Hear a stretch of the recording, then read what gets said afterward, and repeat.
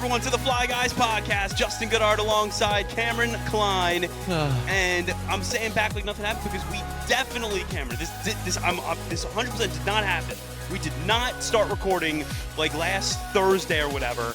And then we were like 48 minutes in, and then your computer definitely didn't crap out, and we had to scratch the whole episode, in which you and I we were in a rhythm for that one too. That's lost to the sands of time now. That's unfortunate.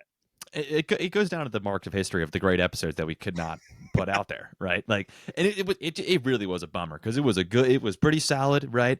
We had a whole game plan. We're like, okay, crash, but we got through most of it. I'll do a little end recap thing and be like, hey, part 2 is coming soon, right? Did that, all great. Rick Tocchet got hired that day, got to be able to throw that in there. Awesome, great, and blue screen again. Okay, all right. And you know what? Here's the thing. It's working today. We cleared up 27 gigabytes worth of space, right, to hopefully make this thing last another couple of months before the start of the season. So, and then Cameron's going to invest in a government-style, like, high-tech computer that, you know, has like 900 terabytes of RAM on it. That's what it's one of those wall computers. Yeah, that's he's just get a the whole wall. Yeah. Yes. He's actually just going to rent out for every episode. He's going to rent out like a sports bar so he can have access to all those screens that they have. You know, for all the sports teams that are playing. I'm not jealous of the person that has to run those. I'm not jealous normally, of the person that is asked, hey, can you put this on? Hey, can you put this on? Hey, can you put this on? Right. Or if only one of them stops working, what do you do then? You know what I mean? You can't just turn it off, turn it on. Like that's a whole thing. But regardless, I'll say this, though, man. Coming from a person who does not deal with technical difficulties well, I think I handled it with grace last week. Cameron, wasn't angry, wasn't a freak out. You know, it was just like, this sucks, man. This sucks. But without further ado, who gives a shit? Fuck, it's all done. We're good. We're recording. We're here. Let's talk about it. All right, so let's hop right into it. First things first. We got to talk about the playoffs because that's the most obvious thing that's happening right now.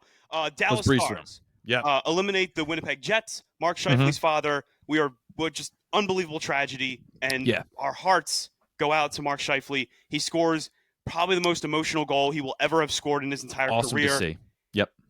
I really wanted Winnipeg to win that game, specifically because of Mark Scheifele. It didn't work out, but what a great season for the Dallas Stars, and it continues. They are into the Western Conference Final, and for the Winnipeg Jets, we're not going to even – this is not about the Mark Scheifele angle. This is about the Winnipeg Jets for a second. This season's an abject disaster for them to have ended in the second round. They really needed a conference final run, in my opinion.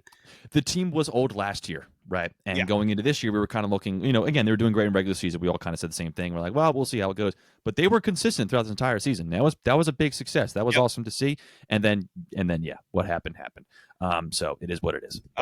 And so we'll see what happens with Winnipeg Jets going forward. But for the Stars, they're in the Western Conference Final. Who are they meeting with? They are meeting with my boys, the Edmonton Oilers. They've done it again, baby. They are back in the Western Conference Finals once again against the Dallas Stars. And this is going to be a fun matchup. And let me tell you something, Cameron. For Edmonton, I don't know if you could be going in with much more momentum because you didn't just beat up on any team. You beat up on a team that is consistently expected to be in the conference finals, in the Stanley Cup finals. The Vegas Golden Knights were never in this series. Outside of one fluke goal that happened in Game 3, they were never really in it that much. The games were close for sure, but Edmonton, they go by the way of Mr. Connor McDavid, and that is going to be one fun series between Dallas and Edmonton. Does Edmonton have the goaltending? Do they have the defense to stop against a guy like Mason Marchment and Mikko Rantanen? We are going to find out, but that's going to be an amazing series. Yeah, I would normally say no. And Mikko Rantanen, he's really making that trade look fantastic right now. He's really making that look awesome. But I will say I don't know if it would be enough normally, but come back against the LA Kings in a dogfight of a series, absolutely just kind of ragdoll the Vegas Golden Knights, as you just say. In the words of Fred Durst, man, I mean, we are rolling. You know what I mean? So you never. I think when you get a team that's really has a lot of momentum on their side in the playoffs, a lot of the normal blemishes you kind of can look past, right? The goaltending, the defense, you're kind of like, well, you never know. The Flyers did it with an AHL goaltender in 2010, right? Yeah, they did. You can kind of get past those things if you have momentum on your side, and Edmonton has that right now. So it's going to be a very offensive and explosive series. So that's going to be cool. It's going to be fun. It will be very cool. And then speaking of Mikko Rantanen's former team, the Carolina Hurricanes, who had him for about a sip of tea, they just demolish and knock out the Washington Capitals in 5 Good for games. them. And that stat that came up in Alex Ovechkin's entire career, he has made it past the second round 1 time. Good old Barry Trotz. 2018, the Cup run. That is, I mean, that right there. We said it in the episode that'll never be released. Pittsburgh Penguins fans did not want to have to deal with the argument of, oh, is Ovechkin a better all-time player than Crosby? Because Ovechkin could potentially have had 2 cups and it's only one off of Crosby's 3. Well, let that stat resonate for all who may doubt that moment right then and there. There's a reason why Ovechkin will always be just a little bit below Sidney Crosby. Disaster end for the Washington Capitals, but for the Carolina Hurricanes, finally, they are off to the conference finals. Rod Brindamore's team finally gets through the brick wall known as the second round. And you know what, Cameron? I'm happy for Rod. I actually really am happy for Rod. Me too. And dude, if you're going up against, we're going to get to the next series next, but you're going up against the Florida Panthers, which is just the bad guys of this entire playoff series. Elbows to the head, goaltenders getting elbowed in the head. I mean, it's a laundry list of issues coming out of just bad PR coming from the Florida Panthers. So when you look at a team like Carolina, that's an underdog kind of going into the playoffs in general. Oh, yeah. And now going into this fight, it's so much easier to root for them. So much easier to root for them. And it's awesome to have a dog in the fight. Can't wait. And then speaking of those Florida Panthers, the fans in Toronto woke up, 6 a.m. rang out on the alarm clock, and it was Groundhog Day all over again for Bill Murray. I want to ask you a question. What do you think I'm referring to when I'm showing you this? That is the largest goal differential ever put on a home team in a Game 7 loss. It might be. But what I'm referring to is 5 Game 7s in a row where there was 1 or less goals from the Toronto Maple Leafs. For a team that pays $44 million to a core of 4 that doesn't score when they need to. 69 goals in regular season last year from Austin Matthews. Nowhere. Mitch Marner, 100-point season. Nowhere. You want $13 million? Well, it's hard to. You will come not on. be getting it in Toronto. I don't think he's going to want to stay, man. If you're getting beer cans thrown at you, I don't think you're going to want to stay in the city. Well, that's. Here's what I'm going to say. That one might be the worst one for them because you had a 2-0 series lead. Mm-hmm. You fall behind 3-2. This is the thing. They tease their fans. It's unbelievable. You get your bell rung in Game 5 in your own barn, and then you shut them out in Game 6, 2-0. Like one of the best defensive efforts I've seen personally out of a Toronto Maple Leafs playoff team ever, maybe. And then Game 7 comes, and you turn into the biggest cookie I've ever seen. It just, they just don't show up when they need to. Just lose Game 6, man. If that's what you're going to do, just lose Game 6. Why are you doing this to your fan base? And also, you got rid of a prospect in the first-round pick for Scott Lawton to do this, too. So, once again. Appreciate you. Thanks for that Thank one. you. Right. Hats off to you. We're pretty excited about that kid. But, okay. Conference finals are now set. Florida Panthers taking on the Carolina Hurricanes. Wow. What a fun coaching matchup that is. Paul Maurice versus Rod Brindamore. I mean, that's what more could you want out of that? Yeah. And then on the flip side, Western Conference Final, maybe not so much the hottest coaching matchup, but you're talking about Mikko Rantanen versus Connor McDavid, Mason Marchment versus Leon Draisaitl. And also, I just can't help but talk about the fact that the Dallas Stars are known as like this incredible offensive team. No one talks about Jake Ottinger just being maybe the best goalie in the playoffs this season. He's the reason why they won the other night, right? Like, no one, right. No, their team is complete though, man. That's the thing about the Dallas Stars. Like every position, kind of almost a little bit like the Capitals this season, mostly during the regular season. But like, if you look at their roster, every position, all the way up and down the lineup, it's set, ready to go, right? In terms of like how I look at rosters, they're like the Philadelphia Eagles of the NHL. It's like there's not I would say last year. This year you lost a couple guys, but you know what I mean. If Dallas is the Eagles, then the Maple Leafs are the Cowboys. There's just no other way to look at it. Oh, 100%. Yeah, color scheme and everything. So that is our 10-minute recap of the playoffs. We're obviously going to talk about the conference finals moving forward, but we're trying to do 2 things today. One, we're trying to keep Cameron's laptop alive as long as we can, so it's going to be a bit of a shorter episode. And 2, it was something else that happened with the Flyers. It was the coaching hire. It was the one that if you were a Broad Street hockey person, you really weren't feeling. You didn't have an appetite for it. Mm-hmm. If you were an old school Flyers fan who remembers his days as a Flyer, you were thinking, oh, that's what we're missing. We're missing Rick Tocchet. And they make the decision that was just so expected. Rick Tocchet, who's been a coach in Arizona, he's been a coach with the Vancouver Canucks. He's had varying levels of success and many varying levels of failure. He comes to Philadelphia in what is the midst of stage 2 of a rebuild that will include no star players, but the hope that they can recruit star players, that has no goalies, but hope that they can maybe find a goalie somewhere in this needle in a haystack type situation, and has really right now, as Danny Briere put it, hit rock bottom in their rebuild. So, Mr. Rick, Mr. Tocchet, how are you going to turn this team into a cup contender within a couple of years, huh? What do we got to do to fire this bad boy up? Is it like a lawnmower? You got to hit the primer like maybe 6 times instead of 3 times and really just, yank that cord as hard as you can. You guys ever do that? You're just yanking that cord as hard as you can and it won't go, and you're hitting the primer 15 times and you're thinking, if I hit this thing one more time, it's probably going to blow up the entire lawnmower. I got it really quick. There's a story. I never mowed. I mowed the lawn when I was in high school, but the first time I ever did, I never did it before. Me and my brother never did it before. My dad took us out and he asked us to start the lawnmower to see if we knew how to do it when we had never started one before. Yeah.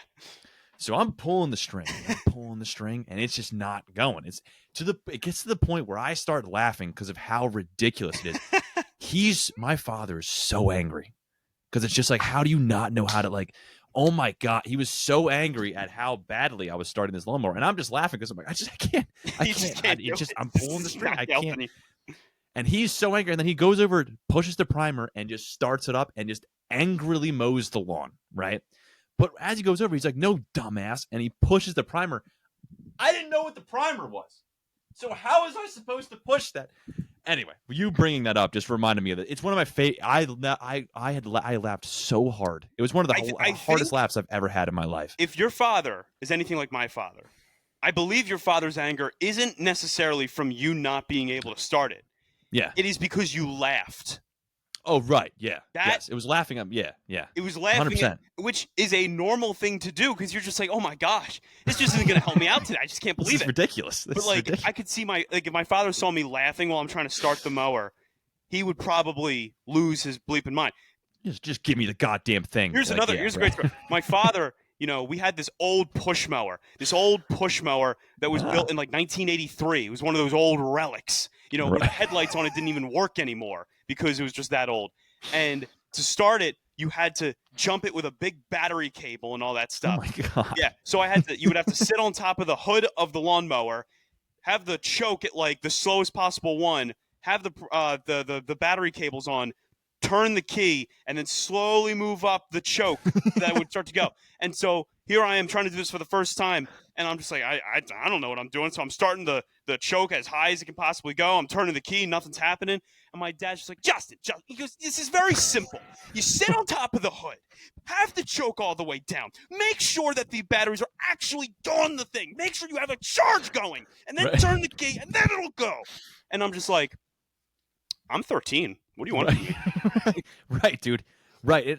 And I get it. They're angry that it's like you don't know how to do something. And it's like, sure, but it's like, but there's 8 steps, man. Most lawnmowers just start. Firstly, you're going to throw the S word at me? You're going to throw the word simple? What was simple about sitting on the hood of something to start a vehicle?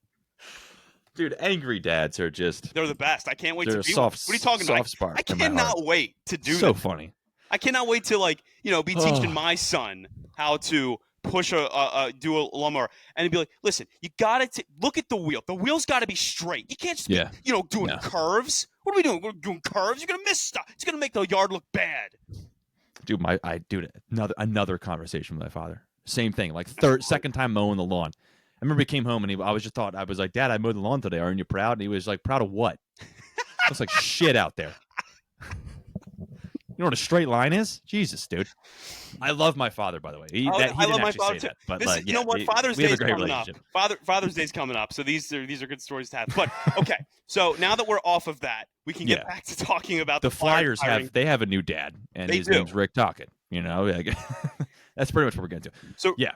So Rick Tocchett's a Philadelphia Flyers head coach now, and it was the move that it was the move that I think a lot of people thought might happen. It was a move that some people on Flyers Twitter were trying to voodoo doll their way into existence, or for some, they were trying to voodoo doll their way out of that possibility. Yeah. And like I'm very much on the fence about this, right? Because I am an optimist, right? Yep. And I'm also the type of person I'm just like, okay, this is the room that we're in. This is the room that we're in, and this is what we have to deal with. So let's deal with it, and let's just try to move forward. So on the fence, okay, on one hand, you have Rick Tocchet, a Jack Adams winning coach. That's awesome. He was not the head coach, but he was on Stanley Cup winning teams in the coaching staff with Pittsburgh and Mike Sullivan. He's seen that level of success, those kinds of things. A lot of seemingly players around the league, at least former players, other people in the sports world, are saying that they're happy about it. They like it. They like Rick Tocchet. They're excited about it. He's a, hard-nosed coach, disciplined, yada, yada, whatever. So that's all great. That's all awesome. And he is a little bit, in terms of like head coaching, right? He's relatively young, right? We'll say that. He's only has about 4 or 5 seasons, I think, without looking it up off the top of my head, 6 maybe, as a head coach. Actually, that's all cool. Actually, he's got 9. Oh, right. That's right. He had the first stint with Arizona way back in the day. Tampa. That's what I'm thinking of. Sorry. It was Tampa, Arizona, Vancouver. Yep. I always forget about the Tampa. I always forget about Tampa. I think they were in a rebuild as they were, and he was able to get the most out of it, guys like Steven Stamkos at the time. Yep. But regardless, point is that he has some solid pedigree here and there, and he's been a part of Stanley Cup winning teams, and that's awesome. On the other hand, it is seemingly a very old school Flyers move, and moving into, as the transition of going from John Tortorella to the next coach, the press conference was all about a fresh coach with fresh new ideas, fresh way to communicate with players. Yep. And how that's going to unlock things and so on and so forth. And that's, I think, where I get the most bothered, right? I'm not exactly bothered by same old Flyer, same old frat boy Flyer in the Flyers frat rejoining the team. I'm not really necessarily bothered by that. It's more the idea of them, again, Briere, the GM, the front office, saying what they said in the press conference when John Tortorella left, and then turning around and hiring a guy. Like, part of the reason John Tortorella left was because he couldn't get along with the players, right? Cam York specifically in this one instance. So let's hire a guy who could not get along with the best player on his team in Elias Peterson. It does not track with what they're saying. Yeah. It does not track in terms of like, well, we want to really fresh new things. And so what we got in a guy who is an assistant to Mike Sullivan, who used to be an assistant to John Tortorella. That just does not seem to go hand in hand with your statements when you got rid of John Tortorella. And that's where I'm the most bothered.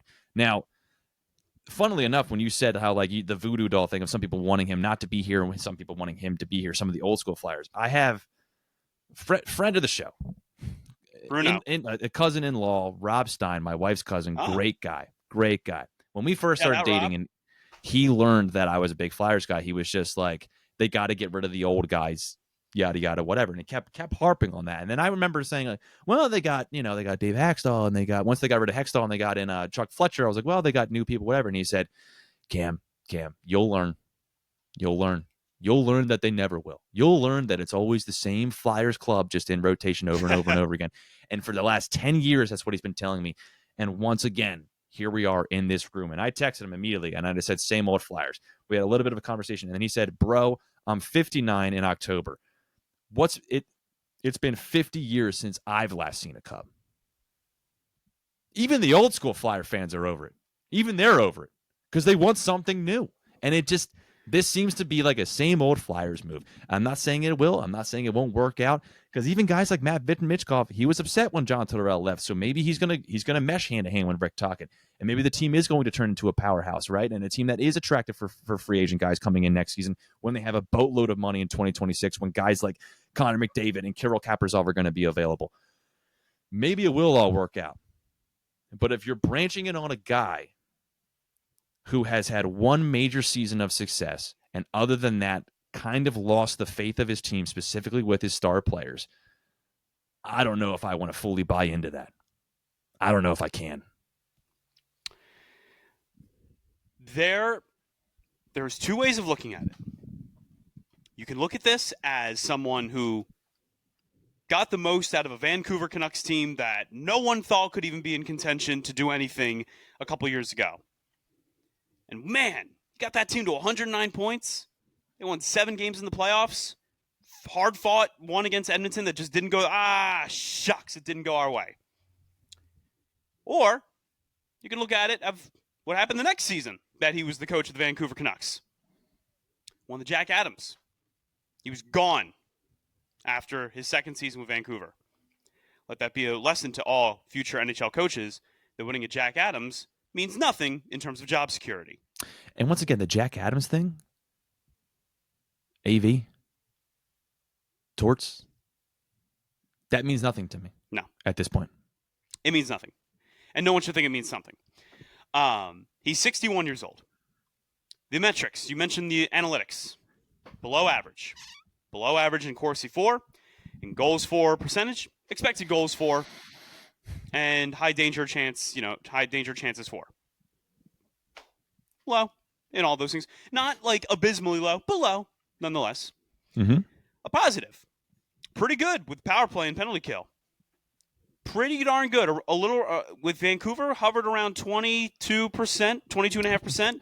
And Big penalty Flyers kill, need. especially this year, 83% about with Vancouver. That's pretty good. And the Flyers penalty Flyers kill need special teams. Yeah, they need the special teams. Flyers the power play needed. I mean, just brain surgery at this point. Rocky Thompson's not here anymore, and I just don't know how Rocky Thompson was here for as long as he was, but he was. So, well, you should have seen his presentation, dude. You should have seen his PowerPoints, because then you would. Only then would I understand. How about this? Not blowing leads. Rick Tocchet. When leading after 2 periods, Rick Tocchet's teams are 153 wins, 12 losses, and 21 extra time losses. Pretty darn. They hold down the fort. If the Flyers close out a game. If the Flyers are up 3-2 in the third period, there is reason to believe that they will hold on to that lead and they will win that game. We saw it a lot this year. They would get the lead at some point, or maybe just not even ever be in the game anyway. But they would get the lead at some point and then proceed to blow that lead. I think of a Florida Panthers game early in the season where they came all the way back to take a lead, and then that lead fell apart before you could, go into the kitchen for a cookie. However, on the flip side, Rick Tocchet's teams, when trailing after 2 periods, 18 wins, 121 losses, 18 extra time losses. So, true, we will hold down the fort, winning or losing in that third period. We will make sure the status quo is unchanged. There is upside to find in this hire. But if you are looking for someone to sit here and tell you, let me tell you something, Flyers, enough with that 2 years away from being 2 years away. 2 years away is all of a sudden looking like now. You're not going to get that. No. Rick Tocchet's got something to prove to not only Flyers fans, but I think he has something to prove in the NHL coaching fraternity, which is, are you just a one-hit wonder coach where you find gold in 1 year for one team and then proceed to never be able to elevate that team to a greater height after that? Or are you waiting for the right situation to break out?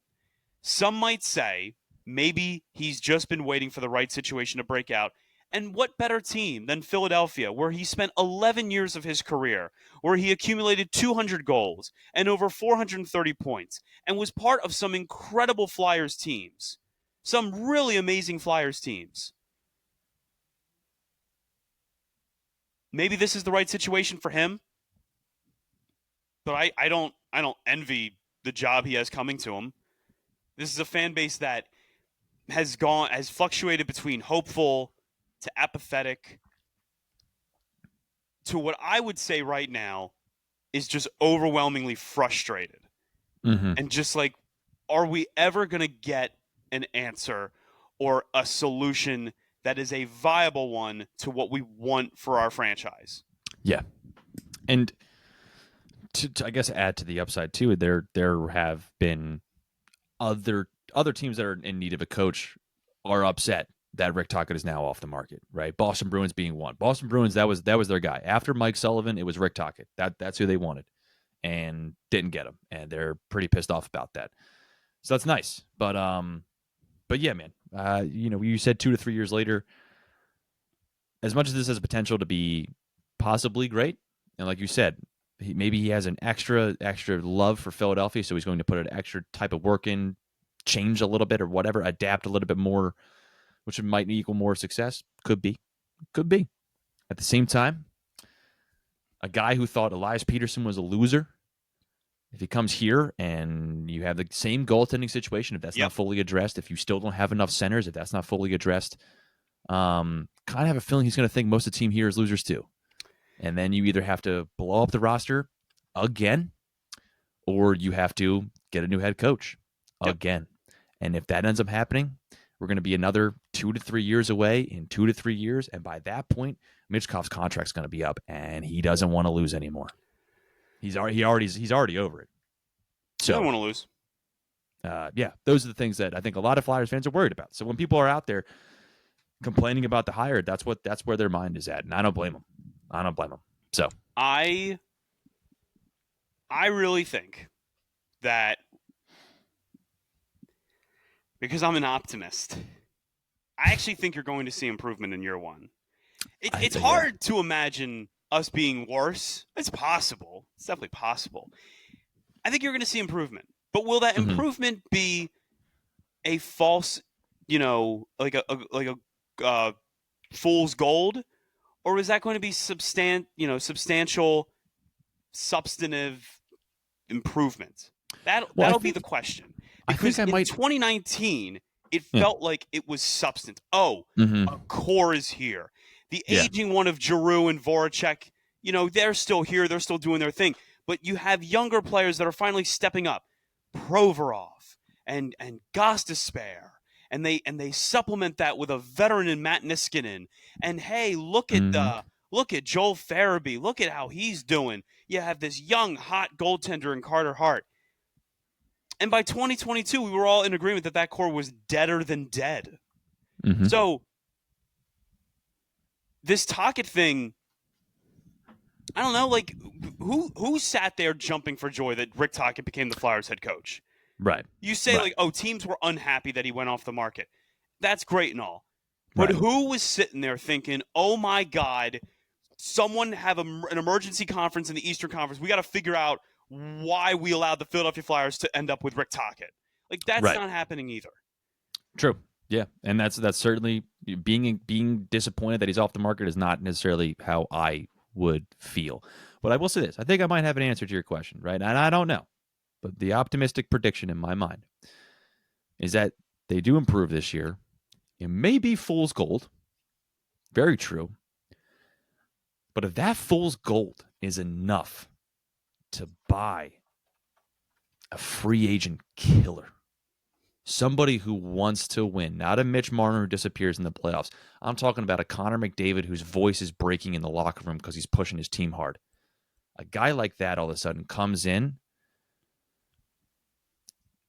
There's somebody else now that the team can build into, right? Yeah. There's somebody else the team can buy into. And now it's not just it's Tocchet's way or the highway. It's, we're not just doing it for Tocchet now. Now we're doing it for Tocchet and that guy. All of a sudden, you might have something. Yeah. And that's optimistic. That's what I would like to see happen. And that's, I kind of think, what the Flyers' game plan is. But again, it's a gamble and a big one.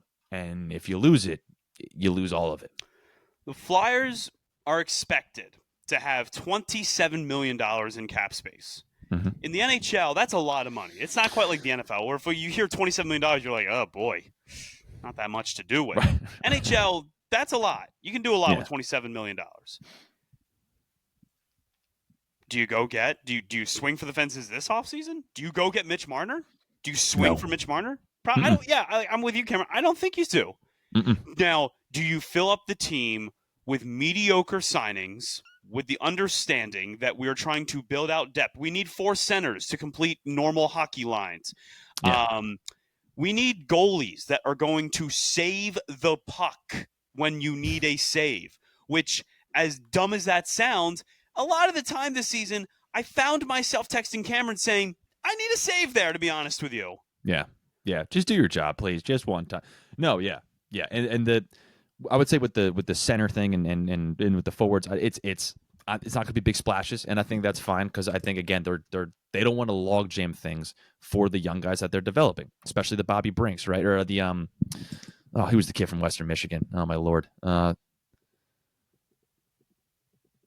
what's his name? Oh Jesus, Oliver Bonk. Oh, Bunk. Yeah. Bunk. Thank you. Yeah, sorry. The bees get me confused. Oliver Bonk. But guys like that, right? Guys like Gurbankin, right? Like they don't want to logjam guys their possibility of maybe they could be something. So, yeah, it's going to be mostly role guys that can do enough to fill out the roster, but you're not going to break the bank. Garnet Hathaways? Are we just looking for Garnet Hathaways? I think Piccolo wants to say hi. Probably, yeah, it is him. Yeah. Yeah. But yeah, probably Garnet Hathaway type players. For sure, I would say, yeah. But the goaltending, you need something, right? Because Kolosov's he's either going to be back in Russia or the AHL, and that's his choice. But he's not going to be with the Philadelphia Flyers next year. We already know that. So, yeah, they got to do something goaltending-wise because you need something. Ersan can maybe be your backup guy. I just don't think Fedotov's going to be anything. You need a major improvement there, or else it's all going to fall apart. Yeah. But, yeah. But so this is going to be this offseason. I don't want to, make it, I don't want to speak in such these insane superlatives or these huge moments, but this actually is a really important offseason for the Flyers, and I'm talking specifically on how they approach free agency. Yeah, they need to put together a team that can maybe make a playoff spot. And I'm not saying they need to make a contender for the playoffs because I want to win hockey games. They need to give some of these younger guys some actual success so they have some sort of foundation to build off of. And that's on Rick Tocchet to also build a foundation on stuff. Yes. And I understand that it's not, the Danny Briere and Keith Jones can go find whoever they want in free agency, but who cares if there's no foundation to, from the coaching staff, then it's all going to fall apart. But if we're to believe that Rick Tocchet is at the very worst, he's a professional NHL quality coach that can get something out of nothing. Just, something. I'm not asking for blood out of a rock, but I'm asking for, I don't know, can I get rock out of a rock? Then I would say you got to put together a team that can at least maybe make a playoff spot. I don't want to go into a season. Now, thankfully, we won't, but last season when it was maybe Morgan Frost will have a 30-point season. Maybe he'll have 10 goals, 20 assists, and that'll be like a jumping off point for contract talks. No, screw that. I'm done with that. Yeah.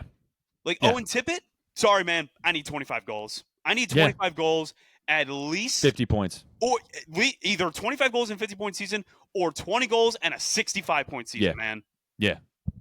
Seriously, I'm not even asking for 70. I'm not asking for 80. I'm not asking for, star numbers, even though you're being paid a little bit like a star. No, but I need second-line winger numbers, man. I need second-line winger numbers out of you. Now, granted, you don't have a center to play with, that's fair. But, still, man, still. But no, I think you're right. I think you're absolutely right. Travis Konechny. Travis Konechny, love him. I cannot have you be just completely missing in action for 2 months. Of the final in the final months of the season. I can't have it. Can't happen. If you're going to be an 85-point season, be consistent from games 1 to 82.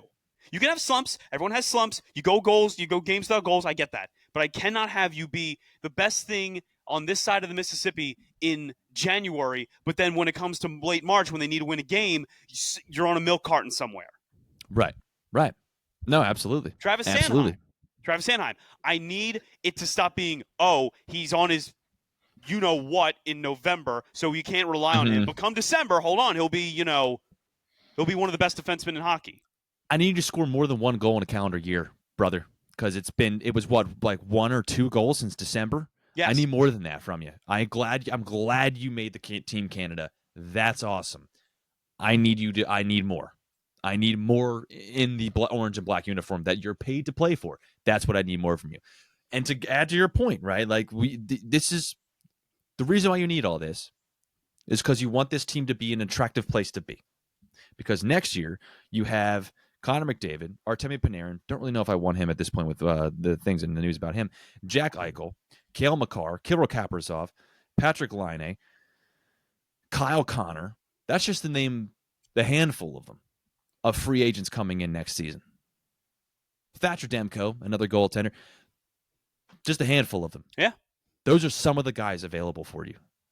You can get one of them, that can change your franchise. That can change your franchise. So we need it to be an attractive place for one of those guys to want to come here to be with. Can you imagine like Connor McDavid with a prime Mitchkov and Travis Konechny? I think I'm telling you right now, if we had a guy like Connor McDavid on the Flyers, you're talking Mitchkov's going to have Draisaitl's numbers. This is what you're going to end up with. Oh, 100. You're going to forget Leon Draisaitl's name. But let me tell you this. This also all circles back to the front office. Yeah. You have 2 first-round picks this year. Yes, you got screwed, and for whatever reason, the Islanders get rewarded with the number 1 overall pick. There's no justice in this world. No one cares that there's no justice. Also, Utah changed their name to the Mammoth. So there's really nothing good happening in the NHL right now. Add an S, man. There's more than one of them. There were herds of them. Apparently there was one. His name was Manny, and he was a very good Mammoth from what I understand. Yeah. But the Flyers have 2 first-round picks. Hit on the picks. Yeah. Invest into your scouting.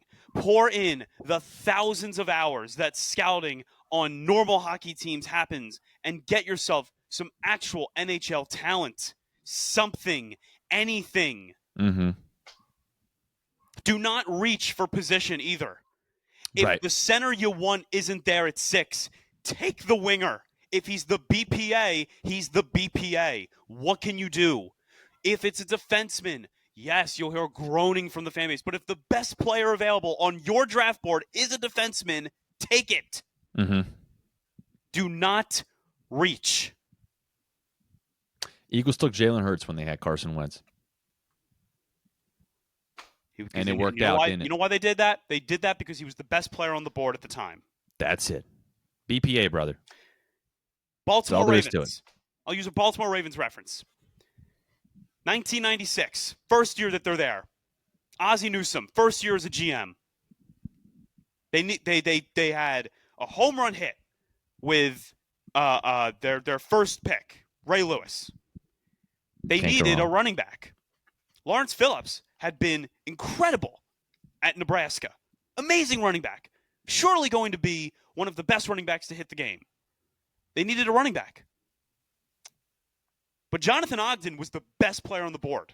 Jonathan Ogden is a Hall of Fame tackle. They needed a running back, though, Cameron. They needed a running back. Right. I agree with you. Or, again, if you're not sold on whatever is there or whatever it is, if you can package it for something, just whatever you're going to do. Put the time, the work, the research into it to know that you're making the right move, and then just make it. Don't second-guess yourself. Don't second-guess because, the fan base might be upset. Who gives a shit? If he's the best player, draft the right guy at the right time. Yeah. Done. So, this team needs major work. If you're not happy with the head coaching hire of Rick Tocchet, no one would blame you. Because I was excited when they brought in John Tortorella, and that really, really let me down in a big way. John Tortorella ends up being, honestly, one of the biggest coaching disappointments I've ever gone through as a Philadelphia sports fan. I'm trying to think of, Chip Kelly was a big-time disappointment. Mm-hmm. The way that Doug Peterson ended was really frustrating. Same with Andy Reid. Yeah. I really thought Doc Rivers was going to take the Sixers to that next level. I thought that he could. I was like, I know he had the moments in the Clippers that make you want to scratch your head, but he did win in Boston. There is that championship. He should be investigated for fraud. I don't know which one hurt me more. Cameron, I don't know which one hurt me more. Brett Brown not being able to figure it out in Philadelphia, or Doc Rivers stealing all that money from Philadelphia. Because I'll tell you what, Doc Rivers to me. I can't believe Nick Nurse is still the Sixers head coach right now. That I can't believe. Yeah, me neither. But for me, it's more egregious with Doc Rivers. Brett Brown at least seemed like a nice guy. But with John Tortorella, I was excited. I was let down. So, no, I'm not excited about Rick Tocchet. But I'm not sitting here and telling you it's a disaster hire. What I am telling you, though, is tread lightly with your belief that this is going to work. Yeah. Yeah. At the same time, and for the other people on the other side of the fence, I understand he used to wear the uniform. Maybe it's different this time. Young coach, kind of a hard ass. Mishkov kind of likes that. Maybe maybe it works out. There is a possibility that Rick Tocchet, throughout his tenure of coaching, has finally figured it out, and he's going to bring it home. There is that possibility. That could happen. So let's all just chill, sit back, wait for July 1st, wait for the free agency to open up, wait for the draft, and we'll go from there. And for Cameron Klein, my name is Justin Goodhart. As words of wisdom to end off of. Thank you very much, Cameron, putting that eloquently as I try my best not to lose my mind. Be sure to follow us on Twitter @FlyGuysPodcast, on Instagram @FlyGuysPodcast. But for Cameron Klein, my name is Justin Goodhart. As always, be happy, be healthy. Let's go Flyers. Enjoy the rest of the Stanley Cup playoffs. And let's go Oilers. Come on, we can bring this cup to Canada. I believe in a Canadian Cup. I said, let's go Canes, brother. Bring it home, Rod. I like Make us it. proud. I like it. Make us proud, brother.